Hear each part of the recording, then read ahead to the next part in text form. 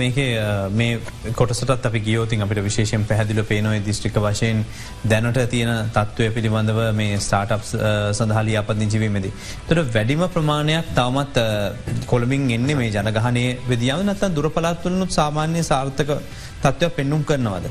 මේ 844න් 3න් එකක් ඉන්නේ බස්නාහිර පළාතෙන් එහා. අපි ඇත්තටම සංසන්දනය කරොත් ඒක හොඳ ප්‍රගතියක්. ඒ වගේම අපේ සමහර රජයේ ප්ලැට්ෆෝම් සමීර ඉස්සල කතා කරා ඩිජිටල් ලයිටින් ඩිජිටල් කියන වෙබ් අඩවිය නිර්මාණය කරේ ඉමිගැප් කියන ආයතනය තමයි ඒ වෙබ් අඩවිය නිර්මාණය කරේ. ඒ වගේ අවස්ථා ලබා දෙන්න අපිට පුළුවන් වුණා රජයත් සමග එකතු වෙලා. ඒ මගින් අපි දැක්කා රජයේ මෘදුකාංග නිර්මාණය කිරීම තුළින් ඔවුන් පළවෙනි අඩිය තියලා ඉන්පසු වෙනත් කෝපරේට් සෙක්ටර් එකේ යම්කිසි මෘදුකාංග නිර්මාණය කරන්න ඔවුන් යොමු වෙනවා. Rebuild Sri Lanka.